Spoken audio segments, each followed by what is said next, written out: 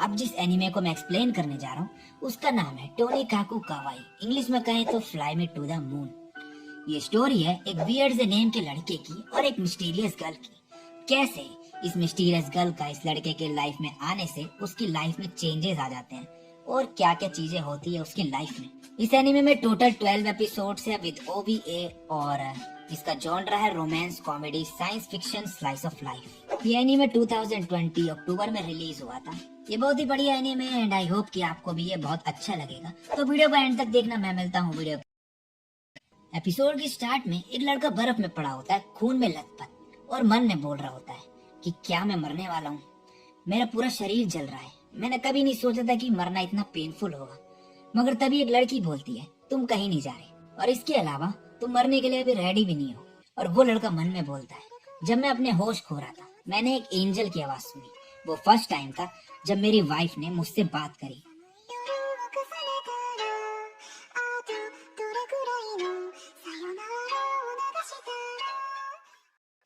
अब वही लड़का अपने बारे में बता रहा होता है और बोलता है मान लो तुम प्यार में पड़ गई, तुमने शादी की और बच्चे हुए, मेरे पास एक एडवाइस है। और अब एक आदमी और उसकी वाइफ अपने बच्चे को देख के कहते हैं इसका क्या नाम रखें। वो आदमी बोलता है कुछ बड़ा और ग्रेट, एक यूनिवर्स जैसा, नासा कैसा रहेगा। और फिर वो लड़का अपनी एडवाइस देता है कि प्लीज अपने बच्चे को एक नॉर्मल नेम देना। तो इस बंदे का नेम इसका पेरेंट्स नासा रख देते हैं, युजाकी नासा, जिसकी वजह से इसका अब सब मजाक उड़ाते हैं। ये बोलता है स्कूल में भी जब कोई मेरा नाम पढ़ता था तो हंसते थे सब, और मुझे नहीं पता था कि नासा एक्रोनिम है American national aeronautics and space administration का। लेकिन मुझे पता था कि लोग मेरा मजाक उड़ा रहे हैं और मुझे ये बिल्कुल भी पसंद नहीं था। तो इसलिए मैंने वो बनने की कोशिश करी जिसे सब रेस्पेक्ट करे, जिससे जो भी मेरा नाम पढ़े तो वो बोले वाओ ये तो नासा से भी बेटर है। और इसकी वजह से जब मैं 3rd ईयर में था अपने मिडिल स्कूल के, अब इसका स्कूल दिखाया जाता है हमें, जहाँ पे इसकी टीचर बोलती है तुम Tsukuba universities affiliated high school में जाना चाहते हो, वहाँ जाना बहुत ही मुश्किल है। मगर जो नासा है वो बोलता है मुझे पूरा भरोसा है कि मैं वहाँ जा सकता हूँ। उसकी टीचर उसके ग्रेड देखते हुए उसे फिर भी एक बैकअप स्कूल चूज करने को बोलती है, मगर नासा बोलता है मुझे उसकी कोई जरूरत नहीं, और उसे खुद पे बहुत ही ज्यादा कॉन्फिडेंस होता है। उसकी टीचर बोलती है एंट्रेंस एग्जाम में अभी टाइम है तो तुम अपने पेरेंट्स के साथ डिस्कस क्यों नहीं कर लेते इस बारे में। नासा बोलता है उसकी जरूरत नहीं, वो मेरी लाइफ नहीं जीने वाले, ये मेरा डिसीजन है, और वहां से चले जाता है। अब नासा रास्ते में जा रहा होता है और बोलता है फर्स्ट प्लेस फिर से, ऐसे मैं आराम से एंट्रेंस क्लियर कर लूंगा। और तभी एक लड़की को देखता है और बोलता है मेरे पास शब्द नहीं थे, वो बहुत ही क्यूट थी। और बोलता है ये स्कूल कहाँ जाती होगी, क्या ये मेरी एज की होगी या फिर मुझसे छोटी, क्या फर्क पड़ता है। और उसे बोलता है हे एक्सक्यूज मी। और उसकी तरफ जब बढ़ रहा होता है तब सामने से ट्रक आ रहा होता है और वो उसे टक्कर मार देता है। नासा बोलता है मैंने सावधानी नहीं बरती, मैंने नहीं सोचा था कि मैं ऐसे मरूंगा। और जो सीन हमें एपिसोड के स्टार्ट में दिखाया जाता है वो अब हमें पता चलता है कि ये कैसे हुआ था।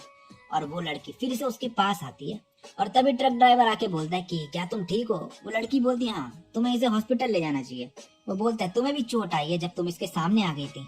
तभी नासा उसे कुछ कहने का ट्राई करता है, मगर वो लड़की बोलती है कि तुम्हें हिलना नहीं चाहिए और ना ही थैंक्स बोलने की जरूरत है, मुझे ठीक हो जाओ और भूल जाना कि मुझे कभी मिले भी थे। नासा मन में बोलता है मैंने उसे मून की तरफ जाते हुए देखा, वो प्रिंसेस कागुया जैसी लग रही थी।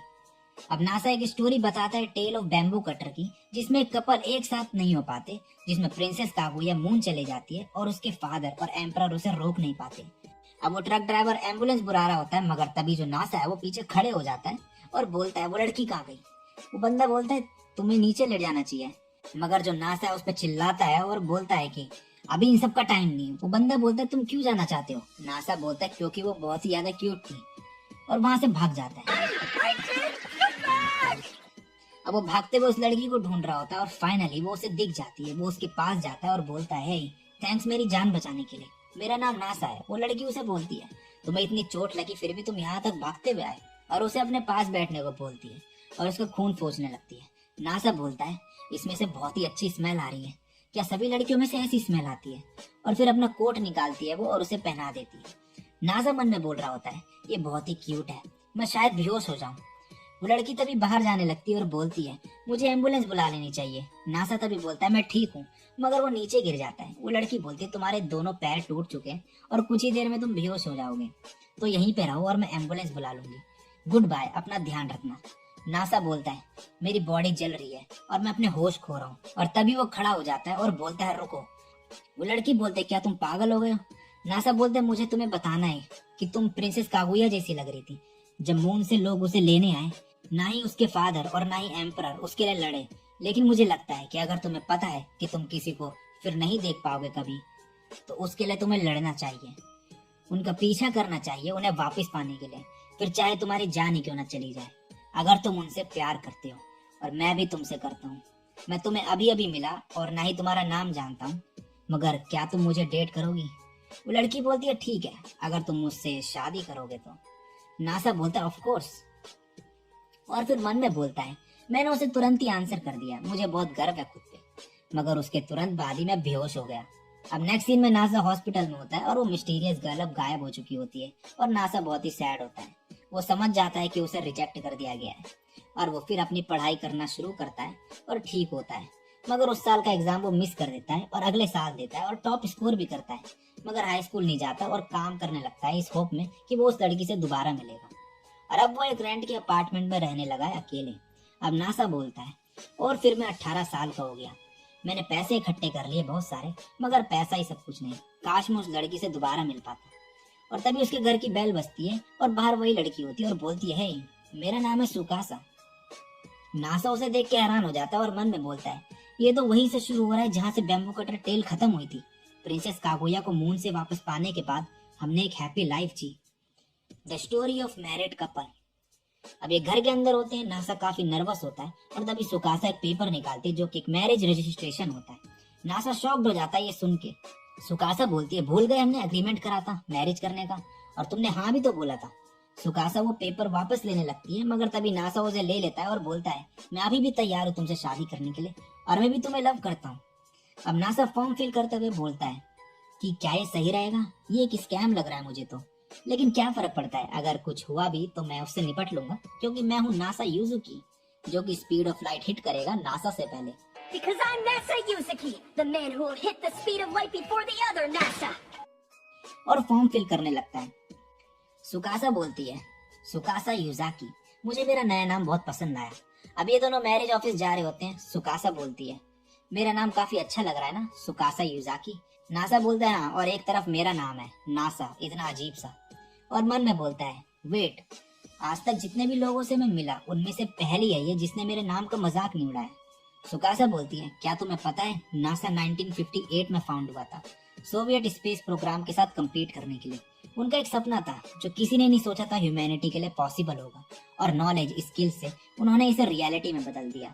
स्पेस में ट्रैवल करना बहुत मुश्किल है और इतने साल के बाद वो लोगों को वहाँ भेज पाए। नासा, मुझे लगता है कि ये एक फैंटास्टिक नेम है। ये सुन के नासा बहुत ही ज्यादा खुश हो जाता है और ये फाइनली अब मैरिज ऑफिस में जाके सभी फॉर्मेलिटी पूरी कर लेते हैं। वहाँ से उन्हें एक गिफ्ट भी मिलता है, प्लांट। बाहर आके सुकासा अपना हाथ आगे बढ़ाती है और बोलती है क्या तुम अपनी वाइफ का हैंड होल्ड करना चाहोगे? जो नासा है वो ब्लश करने लगता है ये सुन के और घबराते हुए उसका हाथ पकड़ता है और मन में बोलता है कितना सॉफ्ट है, ये सबसे अमेजिंग फीलिंग है, और जोर से पकड़ देता है उसका हाथ। सुकासा बोलती है तुमने कुछ ज्यादा ही टाइटली पकड़ लिया है मेरा हाथ। नासा बोलते हैं सॉरी सॉरी। अब घर जाते वक्त सुकासा बोलती है मुझे अभी कुछ काम है, तो क्या तुम इस प्लांट को घर ले जाओगे? और बोलती है तुम्हारे पास कितने बेड हैं? नासा बोलता है एक। सुकासा बोलती है ठीक है अब मैं चलती हूँ। नासा मन में बोलता है अब जब हमने शादी कर ली है तो इसका मतलब हम एक ही बेड पे सोएंगे एक साथ। We're gonna sleep together tonight in that one bed together.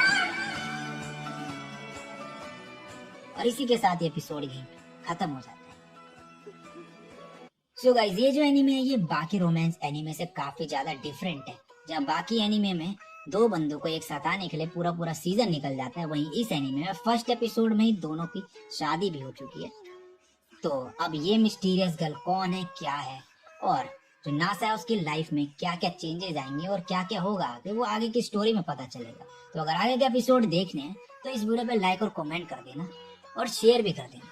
और चैनल पे पहली बार टप किया और मेरे को पहली बार सुन रहे हो तो चैनल को सब्सक्राइब कर देना ऐसी ऑसम कंटेंट देखने के लिए। आज के लिए बस इतना ही, मैं मिलता हूँ नेक्स्ट वीडियो में, तब तक के लिए सावधान रहो, बाय।